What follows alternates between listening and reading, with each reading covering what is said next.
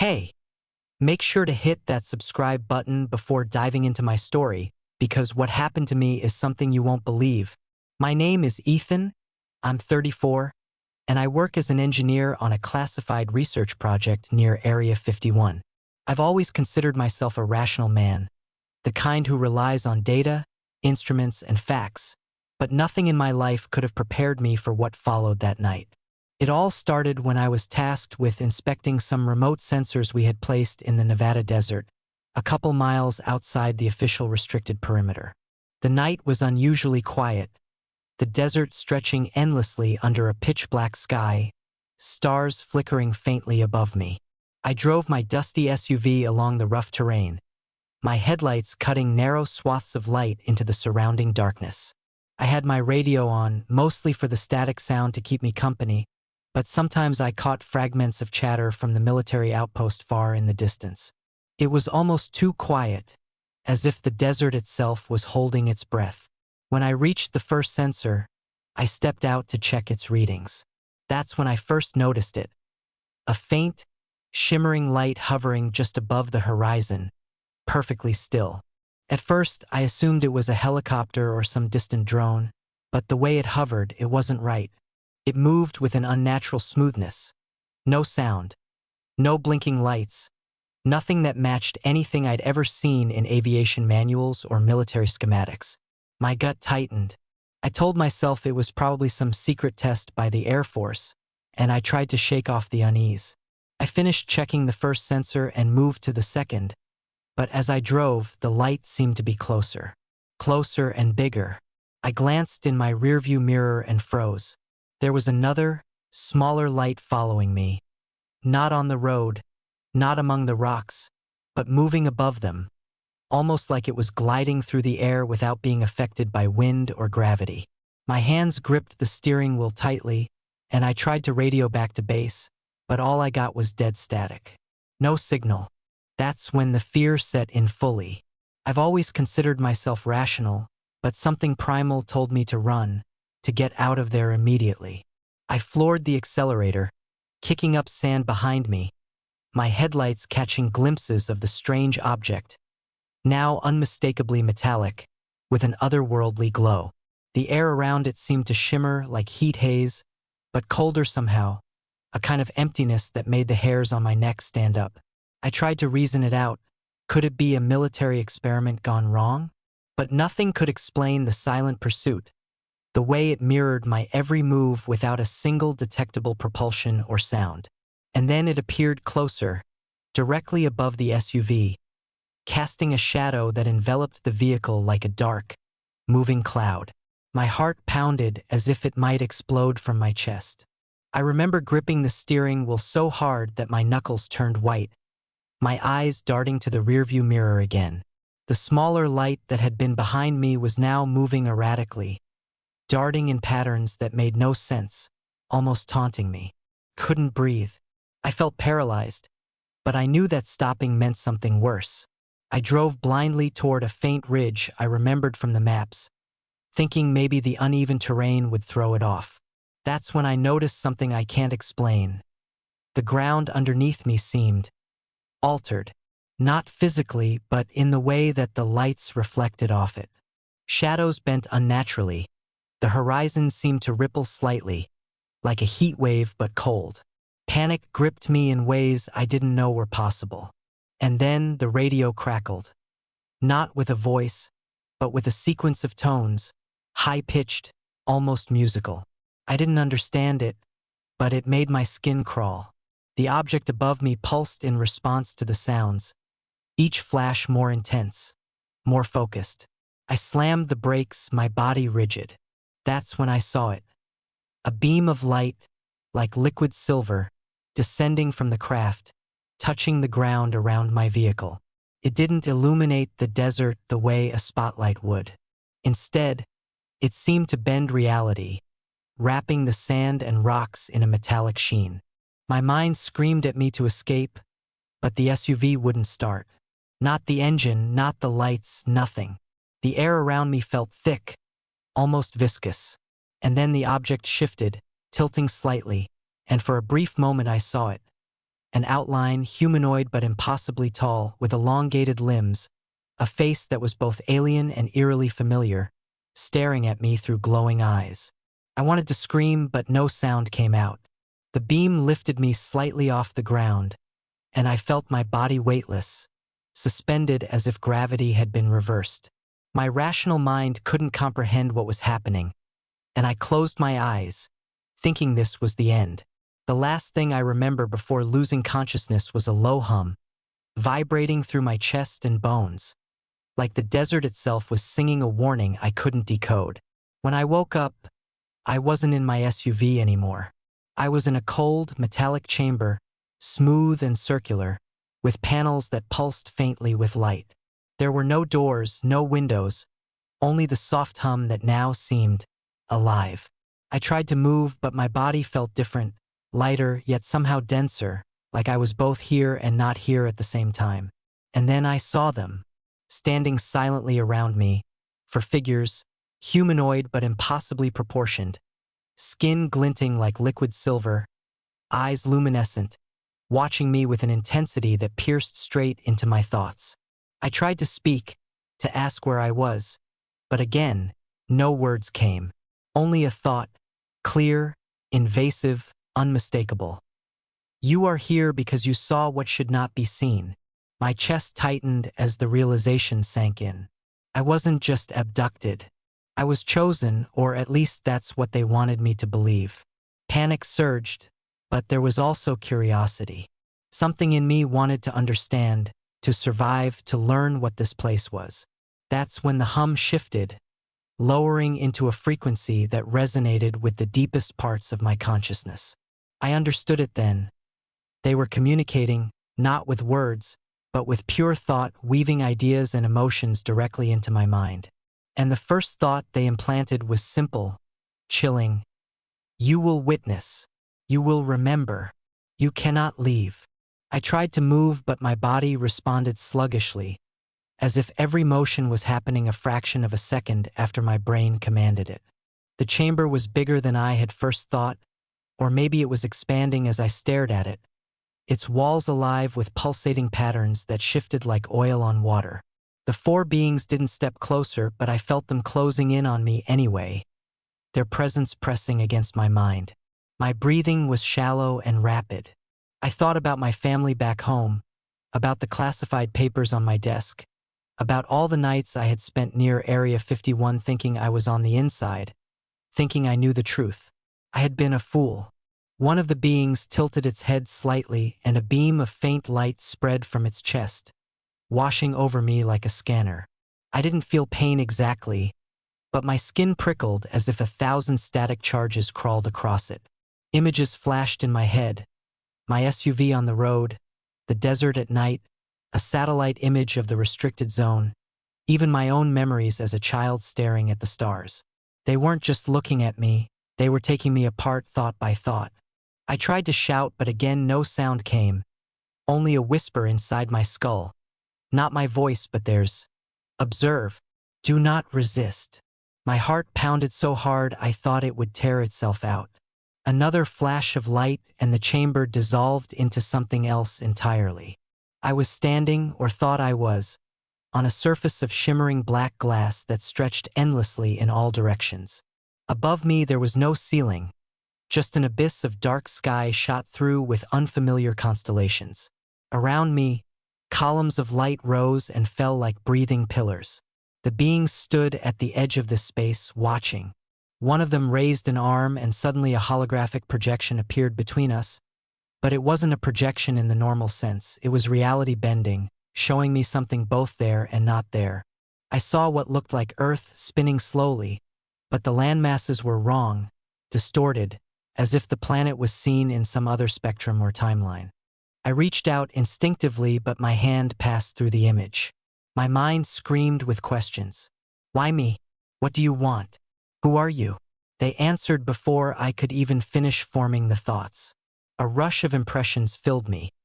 A network of minds spanning light years. A mission of observation older than any human civilization. A warning about something beneath Area 51 that wasn't ours. My rational side refused to accept it, but the clarity of their transmission left no room for doubt. They showed me a facility deep underground, deeper than any hangar or bunker I'd ever heard of, filled with sealed pods and machinery unlike anything human engineers had built. And inside one of the pods, something alive. The vision ended abruptly and I stumbled backward, gasping. The glassy surface beneath me rippled like water and solidified again. The being nearest me extended an elongated hand, palm outward. "You approached our boundary," the thought came. "Now you will carry what you saw." My throat burned with words I couldn't speak. The realization slammed into me. They weren't just showing me secrets. They were branding me with knowledge, making me a witness. But to what? The black glass space dissolved back into the metallic chamber, and I found myself lying on a smooth platform. Above me, faint symbols glowed in a circle, shifting with a rhythm like a heartbeat. The beings moved closer, their forms flickering slightly as if my perception of them was unstable. I felt a sudden jolt, like an electric shock but deeper, in my bones. My vision blurred, and for a moment I wasn't in the chamber at all. I was back in my SUV, headlights off, desert wind slapping my face. Then, just as suddenly, I was in the chamber again. The beings were inside my head now, their voices overlapping. Two worlds, one choice. Panic clawed at my mind. I tried to focus on the details, the feel of the platform under my palms, the hum of the walls, the faint smell of something metallic and sweet, anything to ground myself. But they were pulling me further, dragging my thoughts into places I didn't want to go. Images of Area 51 flashed again, but now from angles no human satellite could capture. Deep subterranean corridors, hangars filled with unearthly wreckage, symbols carved into walls that matched the ones above me. The thought that broke through all the noise was the simplest, most terrifying one. They've been here all along. My heart hammered. My instincts screamed to run, but there was nowhere to go. I could feel something building in the air, a vibration rising like a storm about to break. The four beings stepped back in unison, and the platform beneath me started to lift. The walls of the chamber peeled open like petals of a metallic flower, revealing not the desert sky but a vast expanse of stars and something else. Something massive and dark drifting in orbit above Earth. My breath caught. It wasn't a ship. It was a structure, colossal and ancient, a lattice of black material that swallowed starlight. I wanted to look away but couldn't. My mind reeled with the impossible scale. The being's collective thought burned into me again. You will return. You will not forget. You will prepare. And then the platform dropped and everything went black. I woke up gasping, my hands clutching the steering wheel of my SUV. The desert stretching endlessly in every direction, moonlight casting sharp shadows over the rocks. My heart was hammering, sweat slick on my forehead, and I could barely process what had just happened. Was it real? Was it a dream? My SUV engine roared to life without effort this time, as if obeying some unseen command. The desert was silent, impossibly silent, except for a faint hum that seemed to come from everywhere and nowhere. My mind was still buzzing with images from the chamber. The beings, the black glass platform, the massive orbiting structure. I shook my head, trying to clear it, but the memory was vivid, detailed, undeniable. I started driving, my headlights cutting through the darkness, trying to put as much distance as possible between myself and the place where it all began. But no matter how far I went, I felt it. That presence like a weight pressing against the back of my skull, a shadow I couldn't outrun. Then I saw it again. Above the ridgeline, hovering silently, was that same metallic craft, impossibly still, perfectly aligned with me. My stomach dropped. I pressed the accelerator harder, sand spraying behind me, but it followed, gliding over dunes with a fluid, effortless motion. Panic became something physical, a chokehold on my chest. I ducked behind rocks, hoping it would pass, but the light from the craft scanned the desert in a slow, deliberate sweep. I felt its gaze, invasive, measuring, dissecting every inch of me.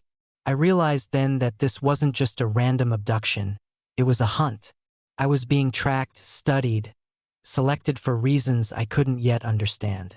I ducked behind a ridge and held my breath. The hum grew louder, resonating through my body, making my teeth vibrate. Then it stopped. Silence. Absolute silence. I dared to peek around the rocks, and it was gone. Not hovering above, not in the sky, nothing. My body relaxed, a fraction, and I started running toward my SUV, adrenaline overriding fear.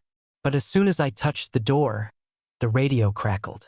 First static, then a voice, distorted, mechanical yet unmistakably human. "Ethan, do not attempt to leave." My stomach turned. The voice wasn't coming from my radio. It was inside my head. Every hair on my body stood on end.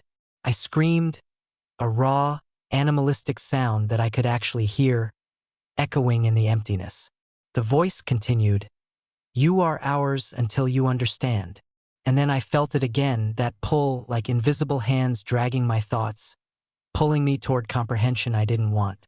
I slammed the SUV into gear and drove blindly through the desert. My only goal to escape, to find somewhere, anything that would feel safe. Hours passed, though I couldn't tell if it was minutes or days. The landscape twisted unnaturally at times, dunes appearing closer or farther than they should. Stars flickered and moved in impossible patterns. And then I saw them. Figures at the edge of the horizon, humanoid shapes, tall, slender, silver-skinned, moving in ways no human could. They didn't run, they didn't chase. They simply appeared, their presence undeniable. I swerved, trying to avoid them, but each time I blinked, they were closer. The ground beneath me seemed unstable, the hum growing louder, and my mind started to fracture, struggling to hold onto reality. I realized then that this wasn't just about abduction. It was about transformation. Observation alone wasn't enough. They wanted me to see, to internalize, to carry knowledge that would change the way I perceived the world. And the thought struck me like a bullet. I might never be able to go back to normal life. I reached a plateau overlooking a narrow canyon. My eyes caught a faint glimmer of something metallic embedded in the rocks. Old wreckage, possibly from military experiments, twisted into shapes that defied explanation. I stopped the SUV and stared at it, realizing that the desert itself held secrets that humans weren't meant to uncover. Then the craft appeared again, descending slowly from above. I froze, paralyzed, and the hum became unbearable, vibrating through every nerve ending, filling my skull with a chorus of unearthly tones. The silver beings materialized around the plateau, their presence pressing down like gravity itself. One stepped forward, its eyes glowing intensely, and the thought came directly into my mind. "You see now, you cannot escape what you were shown, but you can choose understanding." Understanding. The word echoed in my consciousness. What did it mean? The vision of the orbiting structure returned, colossal and black, swallowing the light of the stars. I realized it wasn't just observation, it was preparation. Preparation for what? I had no answers, only the oppressive weight of inevitability. And then, a moment of clarity. The hum shifted, slowing, and the beings stepped aside, forming a path through the canyon. My mind screamed, warning me, but the pull of curiosity, of necessity, forced me forward. As I walked, the canyon walls shimmered, reflecting scenes from the chamber. The black glass platform, the alien structure, even moments from my own life before I was taken. I realized that every memory, every experience, was being woven into something larger, a tapestry I couldn't yet comprehend. And then I saw it. A light at the end of the canyon, brighter than anything I'd ever seen, illuminating the desert with an unnatural brilliance. The beings stopped. The hum faded. I felt my body change subtly, lighter, sharper, as if I was being attuned to something beyond human perception. And then the thought that cut deeper than fear or pain. Once I step into that light, I will never be the same. I took a shaky step toward the light, each movement weighed down by the memories, visions, and thoughts they had forced into me. The desert stretched endlessly on either side, but the canyon funneled me forward, and the brilliance ahead seemed to pull at the very core of my being. My heart was pounding so violently I thought it might tear through my chest, but I forced myself to keep moving. The light enveloped me gradually, warm yet impossibly alien, filling every corner of my vision until the canyon, the rocks, even the stars above disappeared. I felt my body lift, not like gravity, but like the sensation of existing in two places at once. Then, without warning, I was somewhere else entirely. An endless expanse of void punctuated with distant glowing orbs, stars, and structures that defied geometry or physics. The black structure I had glimpsed in orbit loomed nearby, massive beyond comprehension, radiating a low hum that resonated directly within my chest. The silver beings stood around me, their presence no longer intimidating but strangely serene. Thoughts streamed into my mind, a flood of information, images, histories of civilizations across galaxies, warnings, and instructions. I realized they weren't hostile, they were observers, guides, but their methods were beyond anything human comprehension. You will carry this, the thought entered clear and sharp, because your species is ready, but unready. What you will witness must be remembered, hidden, and shared carefully. You are the bridge. The words sank into me, imprinting like a tattoo on my consciousness. Then came the choice. Stay here, become something else, leave the earth behind entirely, or return carrying the memory, the burden, and the responsibility. My mind screamed to stay, to explore the vastness, but a fragile thread of humanity tugged at me. My family, my past life, the life I thought I would never leave behind. I forced myself to step backward. The void shifted. The hum receded. In a blink, I was back on the plateau in the Nevada desert. The first hint of dawn was creeping over the horizon, washing the rocks in pale orange. My SUV was there, untouched, my keys in the ignition. I was sweating, my clothes dusty, heart still hammering, but I was whole. I looked around, no silver beings, no hovering craft. Only the desert, quiet except for the wind and distant birds beginning to stir. But inside I carried everything. Every image, every sound, every feeling. I could recall the chamber, the black glass platform, the orbiting structure, the knowledge of alien civilizations, and the warnings. My hands trembled on the steering wheel. I started the SUV, unsure where I was going, only knowing I couldn't stay here. Not yet. The desert road stretched ahead, barren but familiar. A lifeline to the world I had left behind and yet could never truly return to. Every shadow, every distant glimmer in the sand made me glance nervously, expecting to see them again. But they were gone, or perhaps watching still, quietly, silently, waiting for the moment humanity was ready. I drove toward civilization, my mind racing, replaying every image, every thought. I knew I could never speak of it openly. No one would believe me, and yet the memories were sharp, undeniable. The hum sometimes echoed faintly in my skull, a reminder that what I had seen was not a dream. For weeks afterward, I couldn't sleep. Every night, I would wake expecting the light to return, expecting the silver beings to step into my room. And sometimes, just sometimes, I thought I felt the tug of that presence, subtle, insistent, like a distant pulse in the very fabric of reality. I returned to my work, to normal life, but nothing was normal. I found myself drawn to astronomy, to physics, to everything that could hint at the larger universe I had glimpsed. Maps of the desert, satellite images of restricted zones, even old classified reports. I devoured them all, searching for patterns, searching for confirmation that I hadn't imagined it. And slowly, almost imperceptibly, I began to realize the truth. My life was no longer mine. I was a witness, a bridge, chosen to carry knowledge that humanity might not be ready to understand, but that someone had to remember. And though I walk among people, speak, eat, sleep as they do, a part of me forever floats above the desert, above the stars, connected to something larger, something vast and ancient. The hum is always there, sometimes faint, sometimes overwhelming, reminding me that I have been marked, that I have been changed, and that one day the light may return to guide me again. Until then, I live, I observe, I wait, and I hope that the knowledge I carry will never destroy what it means to be human, and that the day I am called again, I will be ready to face the unimaginable once more.